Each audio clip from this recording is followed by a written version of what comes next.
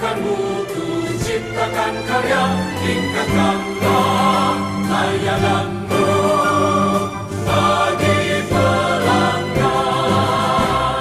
Maju bersama kau, bersatu padu pacu langkahmu. Maju bersama kau, teguh pantang menyerah. Maju bersama kau, membangun hidup sehat bahagia. Maju bersama kau, jaya selamanya.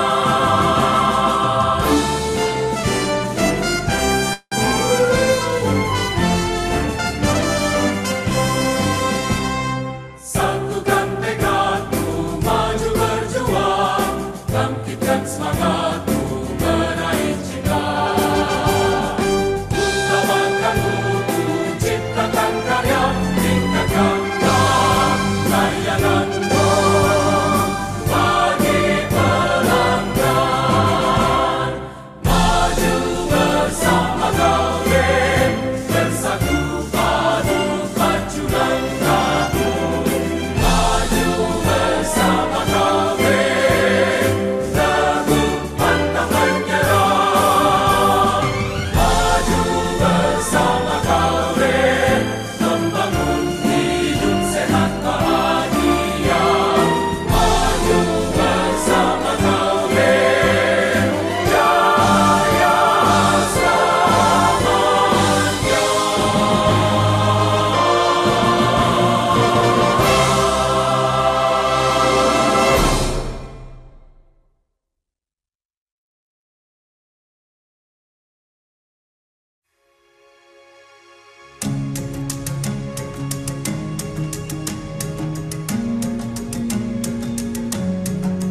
Kalbe Pancasrada.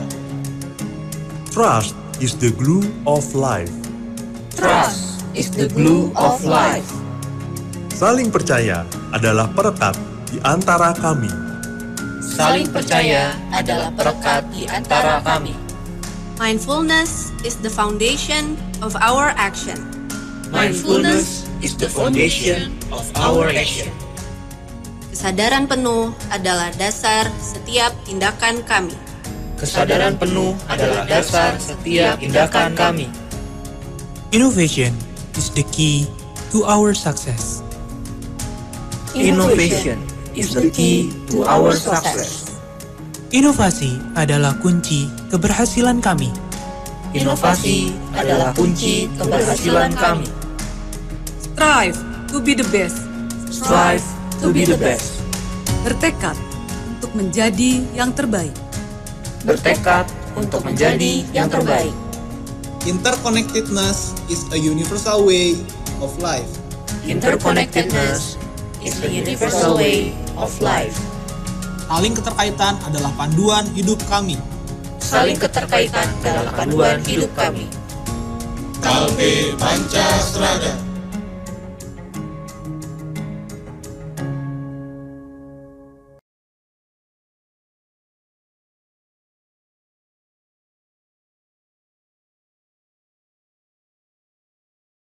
Baik, baik.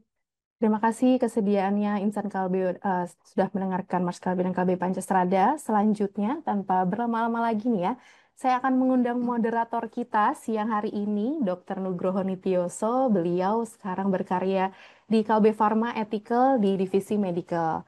Oke, kita sapa-sapa dulu kali ya, Dr. Nugroho. Halo dok. Ya, halo, selamat siang Ibu Rika, selamat siang insan Kalbe semua. Salam Selamat sehat siang. ya. Ya, oke. Baik, tanpa berlama-lama lagi ya dok ya, saya berikan sesinya kepada Dr. Nugroho. Silakan dok. Baik, terima kasih Ibu Rika dan saya ucapkan selamat siang untuk segenap insan Kalbe yang telah join di acara siang hari ini, yaitu acara Health Talk, Move Well, Be Fit, Stay Mindful, pentingnya menjaga kebugaran di tengah kesibukan kerja. Dan tidak lupa saya juga ucapkan banyak terima kasih dan selamat datang kepada narasumber kita pada siang hari ini, yaitu Dr. Z. Boroh, spesialis kedokteran olahraga, narasumber kita, dan beliau saat ini dari RS Jakarta. Selamat siang, Dr. Z. Selamat siang, Dok. Baik. Apa kabar, Dok, siang hari ini, Dok? Ya, sehat dan bugar. Sehat dan bugar ya. Ya, jadi fit ya, Dok ya? Iya, kita kan hari Baik. bicara tentang bugar kan ya. Oh, Jadi, iya. Dok, izin dok, nanti mungkin lebih biar enaknya saya sebut Dokter Z, boleh dok? oh boleh, Boleh. boleh. Atau bangga dokter prefer disebut seperti apa dok? Boleh, dokter set cukup. Dokter Z, baik. Iya, terima kasih banyak Dokter Z untuk siang hari ini waktunya, kesempatannya sharing tentang move well, be fit, stay mindful, pentingnya menjaga kebugaran di tengah kesibukan kerja. Nah, mungkin sebelum kita mulai, izinkan saya untuk membacakan CV narasumber kita.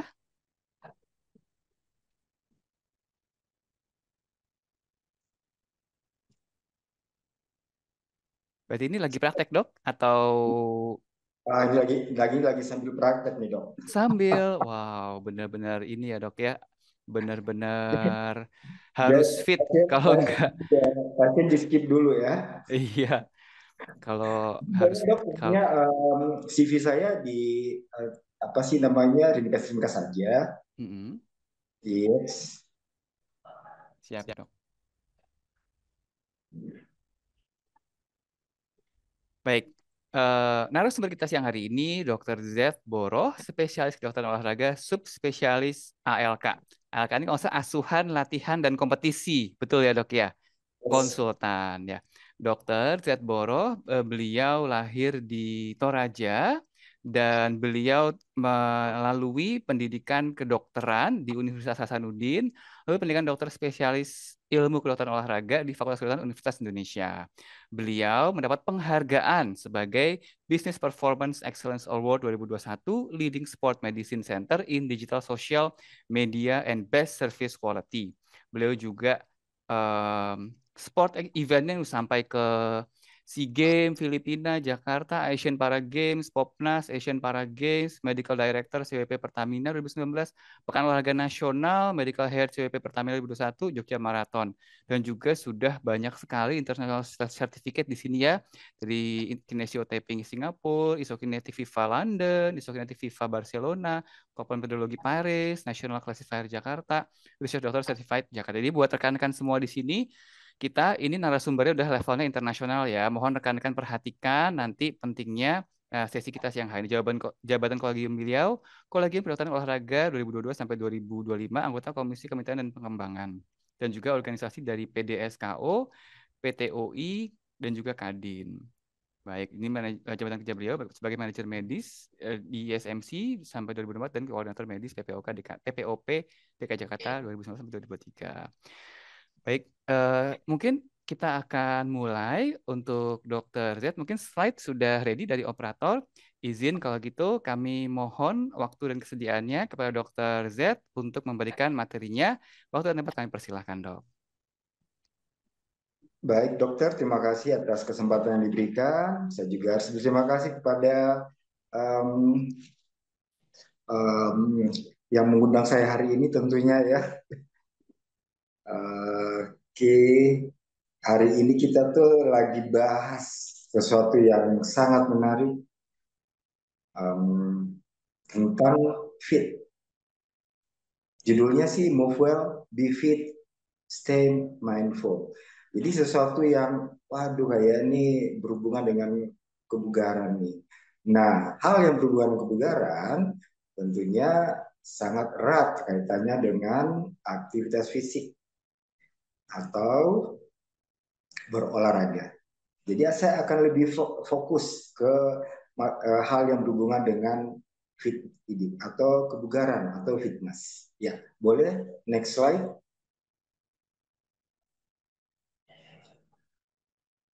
Slide berikutnya.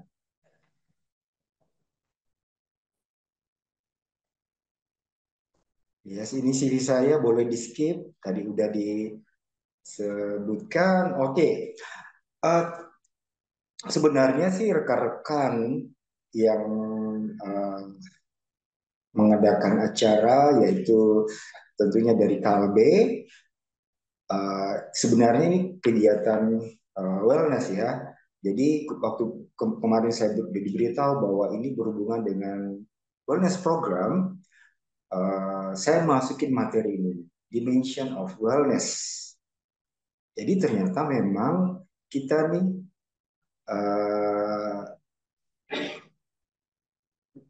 berada dalam program yang berhubungan dengan wellness, terutama adalah ke arah fisik. Tapi perlu rekan-rekan ketahui dulu bahwa ternyata wellness itu tuh luas jangkauannya, sangat luas. Ada yang berhubungan dengan psikis, emosional, ada yang berhubungan dengan sosial, ada yang berhubungan dengan spiritual juga, bahkan lingkungan dan financial. Jadi keuangan itu juga berhubungan dengan wellness. Jadi kita tuh belum well ya kalau secara financial juga masih belum oke gitu. Tapi sebenarnya adalah yang kita lakukan sekarang itu memang bagian dari wellness, yaitu ke arah fisik. Cuma kita sih berharap bahwa dimensi dari wellness ini kita miliki semua ya, karena ini erat hubungannya dengan ya kehidupan kita sehari-hari. Cuma kita hari ini fokus ke bagian yang satu nih, ke arah fisik. Ya, oke, boleh next slide. Nah, satu hal yang sebelum saya melangkah lebih jauh lagi, saya sebenarnya ingin bertanya sih sebenarnya sama rekan-rekan semua, rekan-rekan Kalbe yang ada di sini, di antara healthy versus fitness atau health versus fit atau kesehatan dan kebugaran, yang mana yang dipilih? Boleh diketik, silakan. Saya pengen tahu rekan-rekan milih yang mana, mau milih sehat atau milih bugar? Yes, silakan. Oh, kita sebutnya insan kalbe ya, ya. Silakan insan kalbe diketik. Saya pengen tahu insan kalbe itu maunya sehat atau bugar?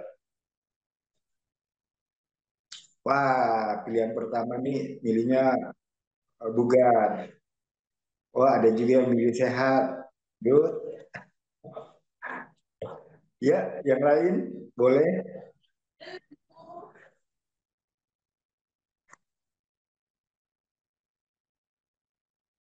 Silakan.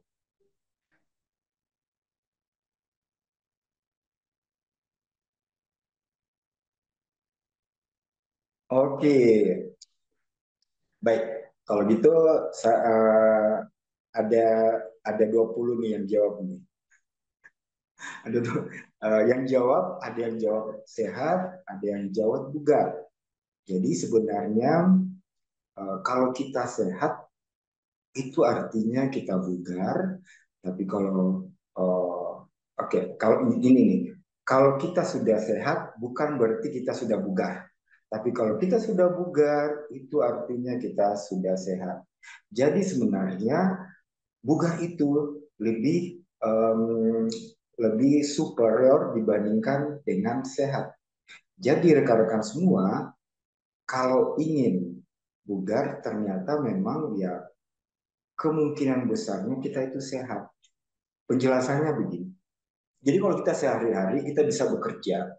Kita bisa bekerja nih, itu artinya kita sehat. Wah, pergi ke kerja atau kita ada studi misalnya, kita tuh sehat berarti. Kita bisa melakukan kerjaan dari pagi sampai sore. Itu namanya sehat.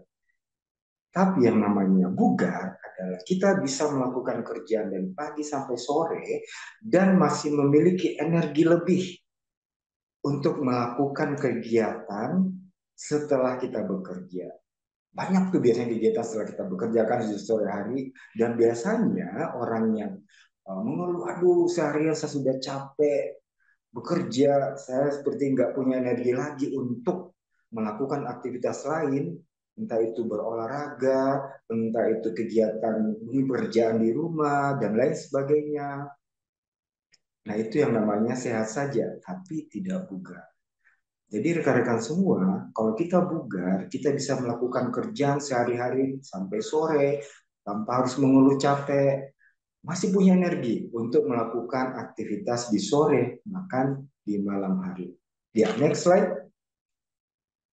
Sebelum saya masuk lebih detail tentang kebugaran, saya memaparkan dulu nih hal yang mungkin banyak yang belum kita ketahui, bahwa sebenarnya kematian, 5 kematian terbanyak menurut riset tahun 2018, 5 kematian terbanyak di Indonesia dan bahkan di dunia adalah penyakit-penyakit yang berhubungan dengan gaya hidup, berhubungan dengan penyakit-penyakit metabolik, hipertensi jantung, diabetes mellitus, stroke, gagal ginjal kronik, dan kanker. Ternyata ini penyakit-penyakit yang berhubungan dengan gaya hidup. Nah, di materi selanjutnya, di slide berikutnya, kita bisa lihat bahwa, next slide boleh di next, bahwa ternyata kalau kita melakukan latihan secara teratur, itu bisa meningkatkan kardiorespirasi fitness, meningkatkan kekuatan tulang dan otot, sehingga juga dapat mengurangi resiko penyakit-penyakit yang tadi, yang saya sebutkan tadi itu. 5 penyebab kematian terutama di Indonesia. Jadi kematian terbanyak di Indonesia itu ternyata lebih mengarah ke penyakit gaya hidup yang sebenarnya kita bisa hindari. Walaupun sebagian besar penyakit itu adalah penyakit genetika, tapi ternyata kita bisa menghindari dengan salah satu adalah aktivitas fisik secara teratur, berolahraga secara teratur.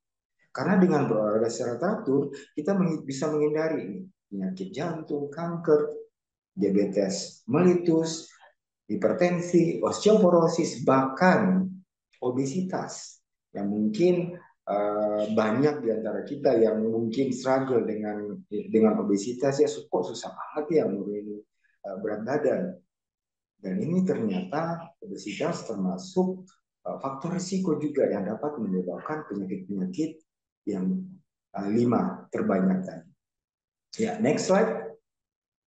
Nah, selanjutnya saya masuk ke materi tentang fitness, materi tentang kebugaran. Ya, insan Kalbe, ya rekan-rekan Kalbe, perlu kita ketahui bahwa ternyata kebugaran itu terbagi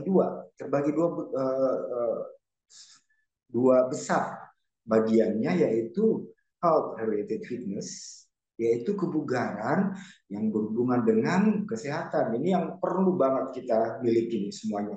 Jadi kebugaran ini penting banget nih, yang berhubungan dengan kesehatan. Apa tuh? Cardiorespiratory endurance. Itu kita sebut sebagai daya tahan jantung paru.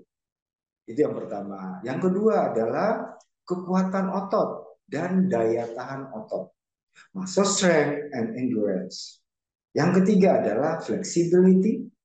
Dan yang keempat adalah komposisi tubuh. Nah, komposisi tubuh ini diantaranya di situ ada berat badan, di situ ada massa lemak, presentasi lemak, di situ juga ada massa otot, massa tulang, dan indeks massa tubuh. Jadi ternyata kebugaran tubuh kita itu berhubungan dengan kesehatan, itu sangat penting kita miliki, gitu ya.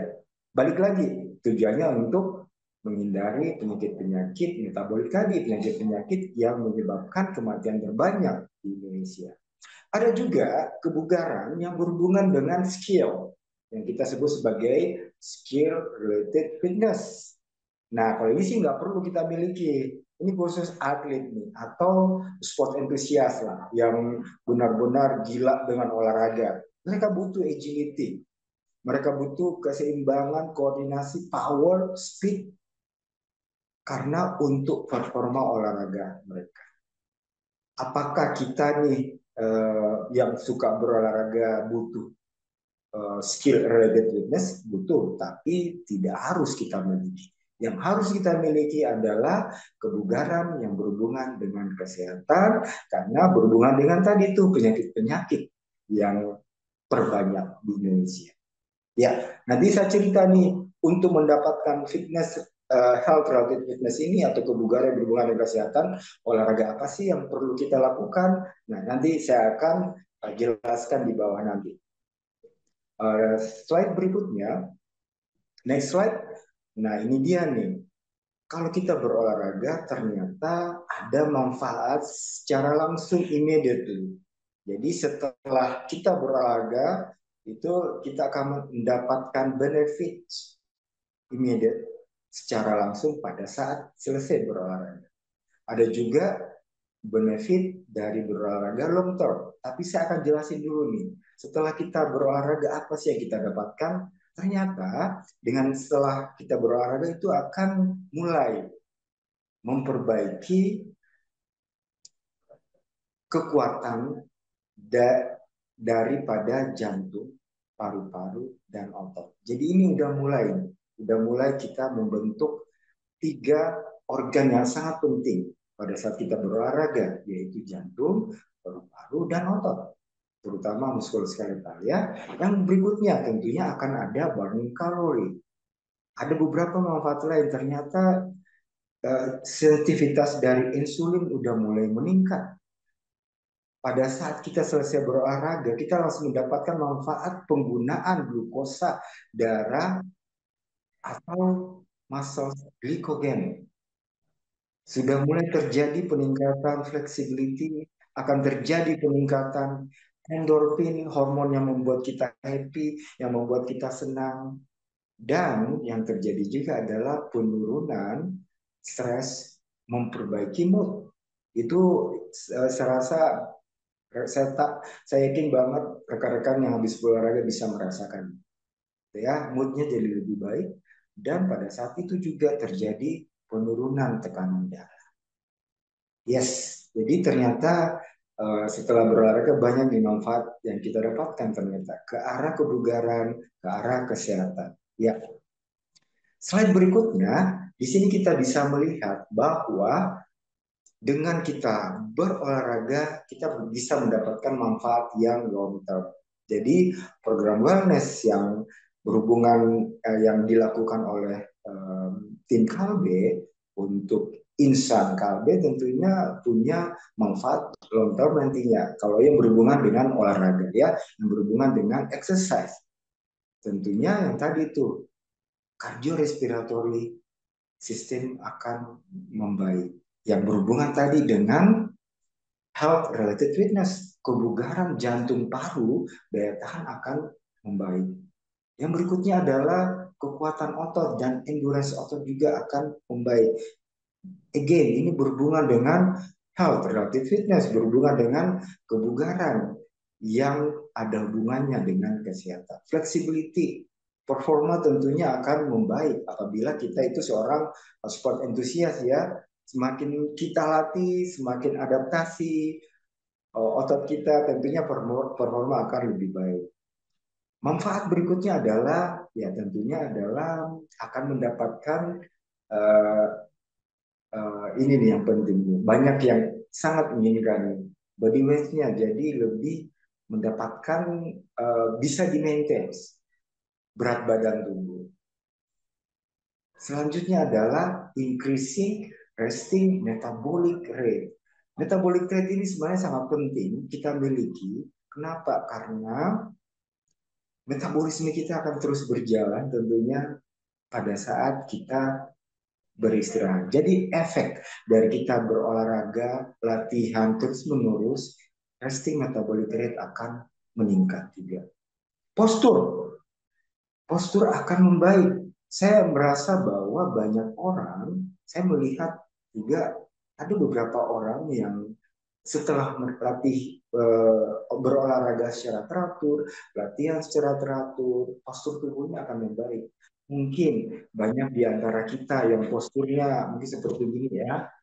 Ini misalnya karena mungkin lebih banyak digadget, lebih banyak melihat handphone, akhirnya postur cervicalnya akan lebih bungkuk, terjadi problem juga di backnya. Itu ternyata dengan kita berolahraga akan memperbaiki postur tubuh kita, meningkatkan sistem imun. Sistem imun ini akan meningkat secara uh, uh, secara perlahan apabila kita melakukan latihan atau olahraga dengan moderate intensity. Jadi kalau kita melakukan latihan yang intensitasnya sedang, itu akan meningkatkan sistem imun kita.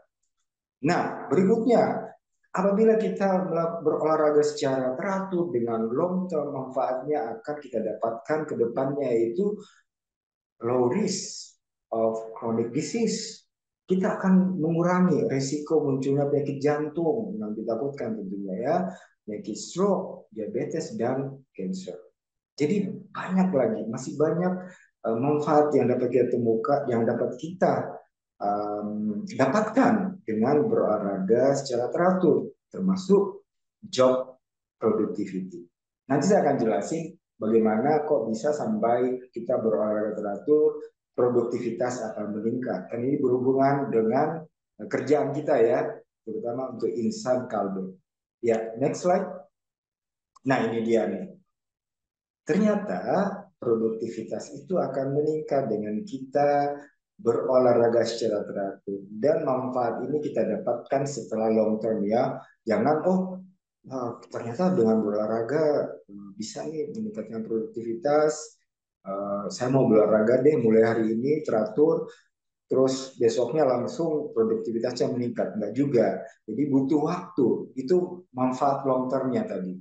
Jadi butuh waktu untuk mendapatkan manfaat ini. Ternyata dari beberapa penelitian ditemukan bahwa dengan berolahraga teratur itu akan meningkatkan memori. Karena pada saat kita berolahraga itu akan dikeluarkan berbagai jenis protein yang dirilis, berbagai jenis protein di otak kita, itu terutama di hipokampus. Ternyata ini akan dapat meningkatkan memori, gitu ya, dan meningkatkan kognitif juga. Ini sehingga kekuatan memori akan lebih meningkat dengan kita berolahraga secara teratur. Konsentrasi juga akan meningkat dengan kita berolahraga secara teratur. Konsentrasi akan meningkat. Ada beberapa neuron juga yang akan dikeluarkan untuk meningkatkan pertumbuhan sel-sel otak sehingga konsentrasi akan meningkat. Improve mood. Tadi saya sempat sebutkan juga tadi ya, dengan mood meningkat tentunya kita lebih semangat untuk bekerja, gitu ya. Semangat bekerja itu akan berhubungan dengan produktivitas dan increase energi level.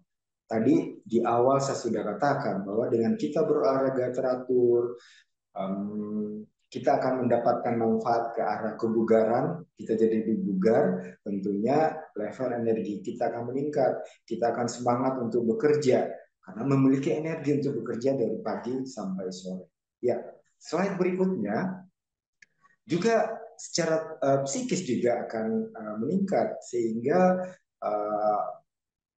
lingkungan pekerjaan itu berasa lebih nyaman. Kenyamanan ini saya rasa sangat dibutuhkan oleh kita yang bekerja ya. Kadang tuh kita bekerja butuh juga lingkungan yang nyaman sehingga bisa meningkatkan produktivitas. Karena kalau kita bekerja dengan kondisi lingkungan yang tidak nyaman juga kan agak susah juga untuk produktivitasnya. Nah, dengan kita berolahraga itu akan secara psikis akan memperbaiki kondisi sosial di tempat kita bekerja. Makanya sih saya melihat ya banyak tuh tempat kerja sekarang yang memiliki klub entah itu tenis, entah itu basket, tapi yang paling hype sekarang, paling baru sekarang adalah padel. Jadi ada tuh beberapa kantor yang memiliki klub sendiri untuk bermain padel bersama. That's good. Itu sesuatu hal yang bagus karena ternyata memang penting untuk ya secara sosial sehingga bisa saja produktivitas akan meningkat. Nah ini dia nih manfaat selanjutnya adalah absen. Jadi absen kalau kita bugar nih bukan hanya sekedar sehat aja, kita bugar dengan teratur berolahraga itu tentunya akan lebih absennya akan lebih jarang tentunya ya, karena kita lebih semangat untuk bekerja. Sakitnya juga jadi jarang. Dan yang terakhir adalah ternyata percaya diri akan meningkat dan ini bisa mempengaruhi produktivitas juga di tempat kerja. Yes, next slide. Slide berikutnya tentang rekomendasi olahraga atau physical exercise recommendation yang dapat rekan-rekan insan Kalbe lakukan. Ini yang tadi saya sebutkan ya, jenis olahraga apa aja sih yang berhubungan dengan health related fitness tadi. Yang pertama, olahraga yang berhubungan dengan kardio atau aerobik atau endurance. Kita bisa mulai dengan brisk walking. Jadi sebenarnya jalan cepat aja itu sudah bagian dari latihan kardio. Apalagi kalau udah running ya, jogging. Ada juga yang bisa swim, bisa senam, sepeda juga termasuk, ya, badminton, padel, tenis, ada yang suka soccer, basketball itu dikategorikan sebagai olahraga kardio untuk meningkatkan cardiorespiratory fitness. Jadi ternyata dengan meningkatkan olahraga di bidang kardio, maka kebugaran di cardiorespiratory kita akan meningkat. Yang kedua adalah muscle strength, endurance, and power. Ini jenis-jenis olahraga yang dapat meningkatkan daya tahan dan kekuatan otot. Itu juga bagian dari health related fitness, kebugaran berhubungan dengan kesehatan berarti. Bisa dengan latihan-latihan kalistenik, dumbbell, barbell, kettlebell, weight machine, dan lain sebagainya. Jadi ini berupa latihan-latihan untuk menguatkan otot ya, termasuk daya tahan otot. Nah, ada lagi olahraga jenis flexibility. Saya banyak yang mendengar rekan-rekan yang karena saya dokter olahraga, jadi saya di rumah sakit itu lebih banyak menangani kasus-kasus injury. Makanya rekan-rekan insan Kalbe nanti kalau ada yang bertanya ke arah injury, boleh kok. Nggak harus bertanya ke arah olahraganya saja. Tapi bagi rekan-rekan yang lagi injury atau ingin bertanya tentang penanganan cedera, boleh nanti ditanyakan. Saya yakin ada di antara kita yang lagi cedera, so silakan bertanya nanti. Nah, olahraga berikutnya adalah olahraga berhubungan dengan flexibility. Banyak pasien saya yang datang tuh kadang cukup skeptis dengan olahraga flexibility, entah itu yoga, stretching, pilates. Dok, memang ada manfaatnya ya? Tentu saja ada manfaatnya. Fleksibilitas itu sangat penting karena berhubungan juga dengan health related fitness. Kebugaran ini penting karena berhubungan dengan kesehatan, terutama kesehatan sendi. Jadi jangan dianggap enteng juga ya latihan fleksibilitas ini. Kesehatan otot juga penting banget untuk menghindari terjadinya otot kaku atau cedera pada otot. Berikutnya, olahraga yang direkomendasikan juga adalah balance. Ya, jadi ada ternyata 4 jenis olahraga yang penting untuk kita lakukan daily-nya. Cardio, muscle strength, flexibility, dan keseimbangan. Biasanya olahraga keseimbangan ini bentuknya olahraga tai chi, mungkin pernah dengar gitu ya. Ada latihan single leg balance, flamingo stand, hill to walking. Itu jenis-jenis latihan yang dapat kita gunakan untuk meningkatkan keseimbangan kita. Walaupun keseimbangan ini berhubungan dengan skill related fitness, tapi jenis olahraga keseimbangan ini penting untuk kita punya karena pada saat kita mungkin di usia 40-an, apalagi usia lansia, itu keseimbangan kita akan menurun secara natural, yang itu akan membuat kita gampang jatuh. Sehingga mulai dari sekarang, ayo kita latihan keseimbangan, sehingga pada saat kita lansia nanti nggak gampang jatuh. Itu prinsipnya ya. Oke, next slide. Kita akan lihat bahwa rekomendasi olahraga itu sangat erat hubungannya dengan dosis latihan. Jadi ternyata pada saat kita latihan rekan-rekan semua itu ada dosisnya. Jadi kita tuh latihan sebenarnya juga untuk selain meningkatkan kebugaran dan banyak manfaat yang kita dapatkan baik immediately ataupun long term, tapi ternyata olahraga ini ada aturannya. Dalam artian dosis yang kita lakukan itu eh, kalau bisa kita ikutin supaya mendapatkan manfaat berolahraga secara efektif. Misalnya frekuensi. Kan sebenarnya nih kalau kita nih yang suka berolahraga cukup 3 sampai 5 kali per minggu olahraganya. Sayangnya banyak sport entusias yang terutama yang suka lari ini biasanya datang tuh dok saya injury. Emang latihannya gimana? Oh saya tiap hari lari dok 1 jam 2 jam. Itu menurut saya cukup tinggi latihannya. Karena gini, atlet aja mereka itu punya rest day-nya. Jadi atlet aja nih ada waktu untuk istirahat. Mereka tuh nggak bisa kita gunakan terus tubuhnya untuk latihan. Mereka butuh juga untuk istirahat. Apalagi kita nih yang hanya sekedar sport entusias, suka berolahraga, baru cukup 3 sampai 5 kali per minggu. Jenisnya nanti saya akan jelaskan karena itu berhubungan dengan tipenya ya. Intensitas. Ternyata kita berolahraga tuh manfaat yang paling kita dapat secara efektif itu adalah pada saat kita melakukan olahraga dengan moderate intensity. Cukup dengan denyut nadi yang 60-80% maksimal dari kita. Ya, waktu ternyata nggak harus berjam-jam berolahraga itu. Cukup 30 sampai 40 menit.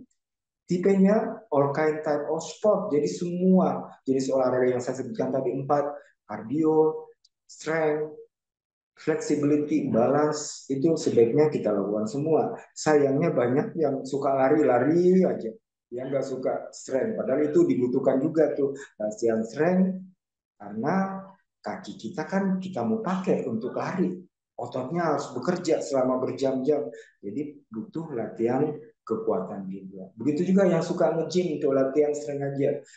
Dia harus butuh juga latihan kardio karena jantung paru kita sangat penting dilatih untuk menghindari penyakit-penyakit metabolik dan penyakit-penyakit kronik tadi yang tadi saya di depan saya sebutkan. Gitu ya. Oke. Nah, ini dia nih. Next selanjutnya kita akan melihat bahwa menentukan intensitas. Next slide. Yes. Bisa dengan bisa dengan 2 cara tadi, yaitu dengan melihat heart rate kita, denyut nadi kita cukup di 60-80 sampai 80% denyut nadi maksimal. Nah, kalau kita tidak menghitung dari situ, kita bisa lihat nih intensitas latihan kita itu sedang apabila kita latihan itu dapat berbicara tapi susah bernyanyi. Itu namanya kita melatih atau berolahraga dalam intensitas yang sedang. Kalau yang intensitas yang tinggi, kita tuh nggak bisa bernyanyi. Itu jangan sampai itu terjadi. Itu kita sampai ngos-ngosan tuh. Karena sebenarnya efektivitas dari berolahraga kita dapatkan pada saat kita melakukan olahraga dengan intensitas yang sedang atau moderate intensity. Iya. Dan saya kira demikian materi saya, ternyata cukup lama juga ya materi saya. Know yourself, listen your body. Artinya adalah kalau berolahraga, tahu diri, berada di level yang mana, dan kalau misalnya cedera, didengarin tubuhnya. Kalau lagi sakit, sebaiknya dokter atau istirahat dulu supaya bisa mendapatkan recovery agar bisa berolahraga lagi dengan aman. Demikian dari saya, terima kasih. Ya, saya kembalikan ke moderator. Silakan, Dok. Ya, terima kasih banyak untuk Dr. Z. Materinya tadi sangat bermanfaat dan sangat menarik ya untuk kita semua. Dan untuk siang hari ini kita sudah ada 5 pertanyaan nih, Dok. Nah, Oh, saya udah izin. banyak ya. Ya. Saya izin untuk bacakan mulai dari yang paling atas nih, paling duluan. Nah, Iya, betul. pertama kan ini kayaknya banyak yang berkaitan nih dok sebetulnya. Jadi kalau kita kerja itu kan seringkali kita berangkat pagi dan sempat ke olahraga tuh baru malam hari, dok. Nah, kalau malam hari itu baik nggak sih berolahraga atau barangkali ada batasnya nih jam berapa kita masih berolahraga di atas itu sebaiknya jangan atau seperti apa dok sarannya? Yes, good. Ini pertanyaan yang sangat sering ditanyakan loh dok. Kalau saya ada seminar, webinar itu sangat sering. Olahraga di malam hari. Yes, ini pertanyaan bagus. Karena kebanyakan pekerja itu udah nggak ada waktu berolahraga di pagi hari. Ya, nah memang sebenarnya kalau kita bagi nih secara umum kita bagi, anggaplah kita bagi dua olahraga ya, olahraga kardio dan strength. Kardio yang tadi lari-larian, yang strength yang gym-gym, yang ngangkat-ngangkat gitu. Ternyata kalau kita berolahraga kardio akan lebih banyak manfaatnya itu kita dapat pagi hari. Jadi lari-lari pagi hari itu lebih bermanfaat dibandingkan sore malam hari ya, lebih efektif kita dapat manfaatnya. Begitu juga dengan ternyata latihan strength yang nge-gym tuh ternyata lebih cocok, lebih efektif kalau kita lakukannya di sore atau malam hari. Yes, ya, makanya banyak orang yang lebih suka nge-gym sore malam hari ya. Ternyata memang lebih efektif si ototnya dibentuk tuh di sore malam hari. Nah, problemnya adalah eh, kapan nih kita di malam harinya itu berolahraga. Kalau tadi manfaatnya sudah pasti dapat ya. Jadi nggak usah khawatir kalau memang pagi hari nggak dapat waktunya nggak bisa berolahraga silakan di malam hari. Tapi kapan batasannya? Ingat rekan-rekan insan kalbe, kalau kita berolahraga tuh kita kadang lupa bahwa malam ini seharusnya istirahat, seharus tidur dengan nyaman karena besok ada meeting yang penting, gitu ya. So maksud saya adalah jangan tunda tidurnya. Jangan diganggu tidur. Bisa berolahraga di malam hari, tapi tidurnya jangan terganggu. Kalau terbiasa nih, misalnya tidur di malam hari jam 10, usahakan selesai berolahraga jam 8. Kenapa? Karena tubuh kita tuh butuh waktu recovery 2-3 jam untuk bisa tidur. Jadi kalau kita berolahraga nih, berharap langsung tidur nggak akan bisa. Karena tubuh kita perlu adaptasi dulu untuk bisa tidur lelap. Jadi butuh 2-3 jam sebenarnya. Jadi dilihat aja jadwalnya. Kalau misalnya ini rekan-rekan semua jadwal olahraganya memang bisanya di malam hari, terus besoknya ada pekerjaan penting, bisa yes utamakan tidur dulu. Jangan sampai skip tidur yang proper. Karena itu yang paling penting sebenarnya. Tidur itu paling penting. Kalaupun memang mau paksain olahraga, ya pada saat itu ya berarti olahraganya dikurangi aja gitu ya. Nggak harus 2-3 jam pada saat itu. Ternyata kan tadi kan rekomendasi 30 menit kan cukup kan. Jadi silakan aja, diatur aja waktunya. Yang penting jangan ganggu waktu tidur. Itu aja sih dari saya. Manfaatnya pasti tetap ada sih dok. Terima kasih banyak Dr. Z. Nah, berarti nomor satu paling penting jangan mengganggu waktu tidur dan selisihkan 2 jam sejak kita berhenti olahraga sampai waktu kita tidur. Dan sekali lagi, tidak harus tiap hari olahraga, betul ya dok ya? Karena juga kita manusia juga butuh rest day. Jadi kalau misalnya hari ini pulangnya malam, ya sudah hari ini jadi rest day gitu ya dok ya. Besok kita bisa berolahraga kembali kalau sudah ada waktu yang lebih pas, nggak terlalu malam karena kita butuh tidur. Baik, terima kasih dok. Next pertanyaan juga nyambung sebetulnya nih dok. Kalau tadi kan terkait jam tidur, yang kedua nih, kadang-kadang kita pulang kerja itu seharian tadi tuh habis mobile banget, stres, capek segala macem. Nah itu apakah sebaiknya kita paksain olahraga atau ya sudah deh mungkin hari ini karena lagi saya tadi hektik banget, hari ini saya istirahat aja, besok aja olahraganya. Yes. Oke, ini pertanyaan menarik juga sih dok, karena saya bisa jelasin ke arah injury ya.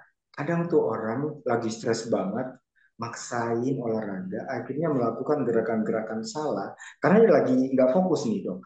Nggak fokus, melakukan gerakan salah, akhirnya muncul injury. Memang tadi disebutkan bahwa kalau kita lagi stres, moodnya lagi nggak bagus, kita berolahraga, itu akan muncul hormon kebahagiaan itu. Bisa diturunkan stresnya. Tapi ingat, kalau benar-benar kita tidak bisa fokus, sebaiknya istirahat. Tidur, itu yang tadi saya sebutkan, itu yang paling penting sebenarnya. Kita olahraga kan bisa ditunda ya, bisa ditunda besok pagi misalnya atau gimana. Pada saat itu kita benar-benar lagi, karena saya juga pernah ngalamin ini sih. Jadi malah muncul injury nanti kalau dipaksain berolahraga dalam kondisi yang full stress. So sebaiknya yang pertama tadi saya bilang istirahat paling penting. Baik, terima kasih banyak dokter. Jadi memang kalau kita udah terlanjur injury, kita lebih susah lagi ya dok ya untuk ngatur waktunya olahraga malah lebih susah lagi. Iya. Jadi baik kita bisa itu kalau memang lagi stres banget kita bisa istirahat dulu, hilangkan stresnya dulu, baru kemudian kita bisa olahraga di esok hari. Nah, tapi nextnya kalau nih memang dipaksain dok, berarti yang low intensity aja. low intensity. Ringan aja. Ya. Misalnya mungkin jalan kaki seperti itu dok? Yes, cukup kan itu. Jalan cepat cukup kan. Tadi disebutkan itu latihan kardio, itu cukup dengan jalan cepat 30 menit ya udah. Kalau tujuannya untuk hormon tadi ya. Jalan cepat 30 menit, kalau kita malah bisa ngurangin stres juga ya dok ya? Iya. Betul, bisa ngurangin stres juga. Jadi Itu teman-teman, stres tuh. Tapi misalnya lagi stres berat terus diajak teman main padel, badminton, takutnya injury nanti. Iya. Karena banyak gerakan-gerakan yang tiba-tiba ya. Baik dok, berarti note ya teman-teman kalau lagi stres banget, capek banget, kita olahraga yang ringan-ringan, jalan cepat 30 menit, itu bisa membantu mengurangi stres sama mencegah cedera. Ya. Simple banget ya, jalan cepat itu bisa membantu. Siap dok. Nah nextnya, ada nggak tips dok, gimana caranya agar kita ini, para pekerja yang ya pengennya work-life balance gitu, tapi suka susah kan, agar kita lebih konsisten, mungkin ya tips-tipsnya untuk kita bisa menyisihkan waktu, semangat konsisten dalam berolahraga dok. Oh, boleh ulang dok? Ya, jadi kan kita ini kan kepengen banget konsisten olahraga, tapi challenge-nya waktunya sedikit banget gitu. Nah, ada nggak tipsnya dok biar kita bisa konsisten semangat berolahraga? Oke, banyak sih sebenarnya tips yang bisa dilakukan untuk memulai olahraga atau tetap semangat ya berolahraga. Masuk klub, itu penting. Klub itu kan nggak harus yang berbayar misalnya, mungkin mahal jadinya ya. Klub itu dalam arti masuk suatu circle di mana bisa membantu kita untuk mengingatkan untuk berolahraga. Misalnya klub lari misalnya, itu kan boleh dikata murah ya. Ada juga klub senam, gitu ya. Itu salah satu cara untuk mendapatkan semangat dari orang lain untuk kita berolahraga bersama. Jadi itu dulu. Pertama itu usahakan untuk memiliki klub berolahraga. Yang kedua, olahragalah dengan olahraga yang kita sukai. Jadi jangan olahraga itu kayak dipaksakan. Kenapa? Ternyata berolahraga itu masing-masing orang ada taste-nya ya dok.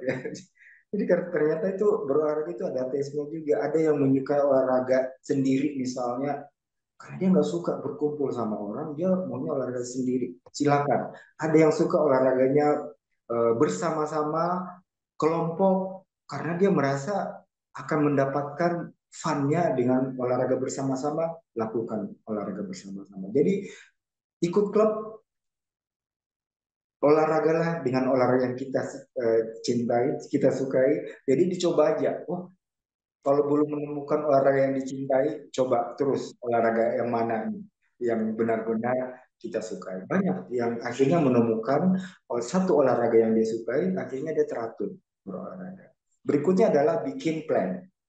Bikin plan.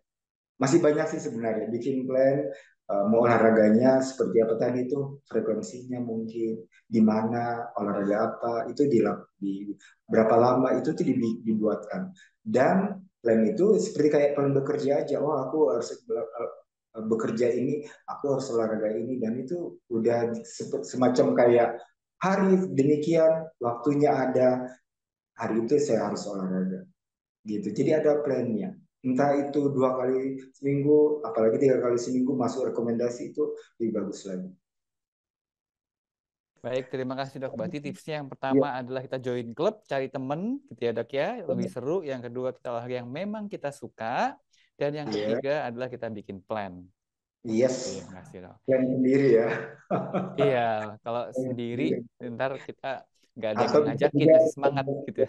ya, bisa juga ketemu coach Ketemu. atau dokter untuk dibuatkan exercise plan-nya. Bisa kok. Baik dok, siap dok. Nah, ini ada pertanyaan rada unik nih dok. Jika setelah Banyak kan berolahraga, ya pertanyaannya ya. iya, kayak Berarti pada udah segera praktek lagi. Boleh ya, terakhir. ya, Ya. dok, ini terakhir. Jika ada yang bilang setelah berolahraga itu rendam kaki pakai air hangat dan garam, mandi air hangat dengan mencampurkan garam itu apakah ada efeknya, terutama jika melakukan olahraga di malam hari. Ini ada unik, saya juga baru pertama kali dapat pertanyaan seperti ini nih. Ada manfaat nggak dok kita merendam kaki pakai air hangat dan garam atau mandi air hangat dan garam? Yes. Ada beberapa pertanyaan seperti ini kok sebelumnya dok. Jadi nggak unik juga sih. Oh, oke, baik. Ya, coba ini salah satu pertanyaan yang memang berapa kali ditanyakan juga peserta seminar biasanya ya. Gini, make sure bahwa kita tidak cedera, baru kita bisa berendam hangat. Tapi kalau kita cedera, justru kebalikannya, harus berendam dingin. Jadi sebaiknya untuk menghindari bahwa kita itu lagi kena injury atau enggak, sebaiknya berendamnya yang dingin. Gitu ya. Jadi memang saya tahu tujuannya kan untuk recovery ya, pemulihan. Tapi pemulihan itu bagusnya dengan berendam dingin. Selain untuk memulihkan pegel-pegel karena ada DOMS, kelelahan otot, tapi kan pemulihan apabila kita injury. Ingat, kalau kita ada injury akut, jangan pakai kompres panas. Gitu. Kan kita kadang nggak tahu nih, ini cedera apa enggak ini, coba pegel-pegel aja di kaki ini. Sebaiknya memang dingin. Gitu. Kalau terkait garamnya gimana dok? Sebenarnya sebenarnya sih berhubungan dengan elektrolit gitu dok. Berhubungan dengan elektrolit nggak ada masalah sih, cuma sebaiknya jangan dilakukan berendam panas tadi. Kalau garam tadi sih berhubungan dengan elektrolit sih sebenarnya, mengurangi edema. Tapi kan bagusnya menggunakan kompres dingin. Gitu ya. Baik, berarti siap dok. Berarti kata kuncinya sebetulnya adalah pada suhunya. Kalau kita ada cedera, apalagi cederanya masih baru, sebaiknya menggunakan berendam ataupun kompres air dingin seperti itu ya dok ya. Yes. Baik, terima kasih dok. Recovery kan bisa dengan berendam dingin. Baik, recovery injury lebih baik dengan menggunakan rendam dingin. Baik, terima kasih banyak dokter Z. Kita kayaknya berarti udah jam 3, dokter Z. Sepertinya sudah ini ya dok ya, sudah ada antrian pasien ya dok ya. Iya, sudah dibukain pintu tadi. Iya. Baik, tapi sekali lagi terima kasih banyak dokter Z untuk materinya, untuk sesi diskusinya sangat bermanfaat buat kita semua. Dan mungkin kalau gitu kita sudahi. Ya, saya kembalikan kalau gitu. Sekali lagi, mari kita berikan aplaus untuk Dr. Z dan juga untuk materinya. Sangat manfaat. Salam sehat, Dok. Semoga sukses selalu. Terima kasih. Siap, dan terima kasih atas undangannya, Kalbe. Sampai ketemu lagi. Saya keluar ya. Terima kasih, Dok. Sampai ketemu lagi. Ya, karena mungkin tadi dokter Z-nya diburu waktu juga ya, dokter Nugroho ya, jadi kita sudahi. Tapi memang harusnya banyak insight yang bisa kita ambil gitu ya. Nanti kalau misalnya memang masih ada mau pertanyaan lebih lanjut lagi, nanti bisa kita coba tanyakan ke beliau dan beliau menjawab gitu ya. Oke, baik. Terima kasih dokter Nugroho juga ya untuk kesediaan waktunya sebagai moderator Health Talk kita kali ini. Terima kasih banyak, Dok. Terima kasih. Ada pesan-pesan sedikit gitu buat Insan Kalbe, Dok. Oke, iya.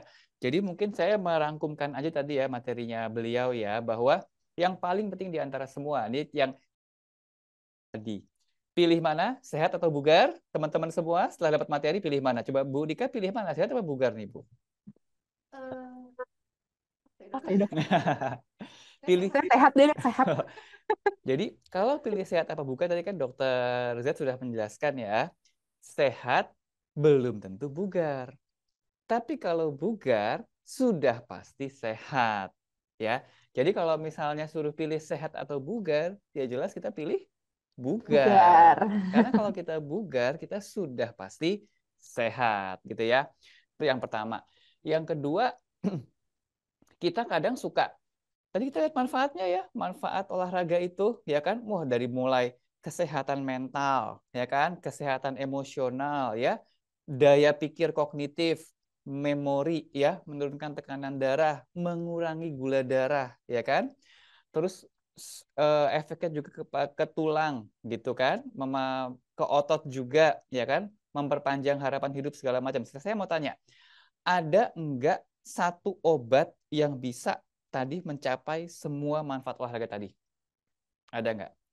Enggak ada kan? Coba, kalau kita mau minum obat, itu obat darah tinggi satu. Ya, tapi dia nggak bisa buat gula darah. Obat gula darah dua, tapi nggak bisa buat kolesterol. Obat kolesterol tiga, tapi nggak bisa buat daya pikir. Buat daya pikir empat. Jadi kalau kita mau olahraga ini tuh sebetulnya adalah satu obat yang paling lengkap gitu manfaatnya di antara semua. Ya, selain nutrisi juga ya. Nutrisi juga, tapi yang saya tangkap tadi adalah kalau ada satu obat yang punya efek ke seluruh tubuh, yang paling efektif itu adalah olahraga. Ya kan? Jadi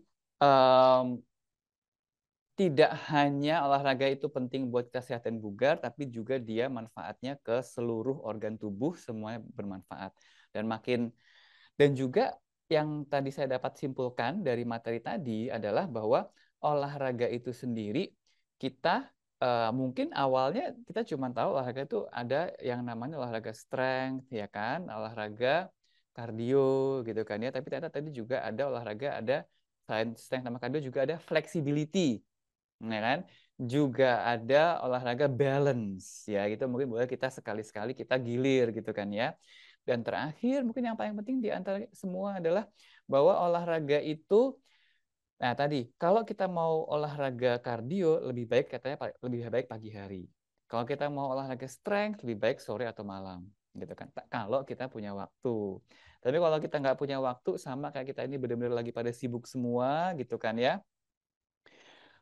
Kalau benar-benar mepet, lagi stres, lagi nggak ada waktu, gitu, ternyata masih bisa mendapatkan manfaat dari olahraga yang sifatnya ringan, gitu ya, yang sifatnya mild, seperti apa? Jalan kaki, jalan cepat, 30 menit itu ternyata risiko cederanya minimal, gitu kan. Tadi pun efektif untuk membakar lemak, efektif untuk mengurangi stres, gitu kan ya. Jadi nggak sempetnya buat teman-teman tadi banyak banget yang tanya, aduh pagi berangkat dari rumah udah subuh gitu ya, sampai malam sampai rumah udah jam 7 jam 8 malam gitu, kapan saya olahraga? Itu masih sempet tuh disempetin, jalan kaki jalan cepat setengah jam sampai rumah, terus mandi, terus makan, terus siap-siap beberes tidur, masih sempet ya. Jadi ternyata asalkan kita pilih olahraga yang ringan, itu 30 menit tiap hari itu masih sempat. Dan olahraga ringan juga efektif untuk mencegah terjadinya cedera. Tadi kita bisa lihat ada olahraga yang ringan, mild gitu ya, ada yang moderate, ada yang berat gitu kan ya, olahraga yang intensitasnya tinggi gitu. Taunya gimana? Kalau kita olahraganya ringan, kita masih bisa ngomong, kita bisa nyanyi. Kalau sedang, kita bisa ngomong tapi nggak bisa nyanyi. Ya, kalau olahraga berat udah ngomong aja nggak bisa. Itu cara sederhana buat kita membedakannya. Gitu. Jadi kesimpulannya adalah kalau kita biasa tiap hari, oh jangan lupa minum obat gitu ke orang tua, ya kita juga harusnya juga ngomong yang sama, jangan lupa olahraga, gitu ya, setiap hari. Kalau bisa setengah jam, itu akan manfaatnya sangat bermanfaat buat kita semua dan juga buat keluarga kita. Oke, itu mungkin tadi rangkuman dari materi Dokter Z, dan mungkin selebihnya saya kembalikan ke Bu Rika. Oke, baik. Terima kasih dokter untuk Tadi rangkumannya sedikit dan pesan juga buat Insan Kalbe ya. Nah, mungkin teman-teman Insan Kalbe juga dimanapun teman-teman berada gitu ya, bisa diterapkan. Tadi ada perbedaan olahraga kita, kalau misalnya memang benar-benar sama sekali tidak ada waktu, ya udah 3 itu cukup gitu ya untuk jalan kaki atau jalan cepat gitu ya. 30 menit itu sebenarnya cukup dan akan berpengaruh gitu ke depannya. Oke, baik. Terima kasih. Nugroho dan Insan KB semuanya untuk kesediaan waktunya mengikuti Health Talk kita kali ini. Nanti untuk 3 penanya terpilih nanti akan kami bantu bersama Dr. Z juga ya dan Dr. Nugroho juga karena kebetulan tadi Dr. Z sudah duluan jadi nanti kita ada sesi lagi untuk memilih 3 penanya terpilih seperti itu. Oke, baik, terima kasih sekali lagi untuk semuanya. Sampai jumpa di Health Talk berikutnya. Salam One Kalbe. Terima kasih. Salam One Kalbe, salam sehat.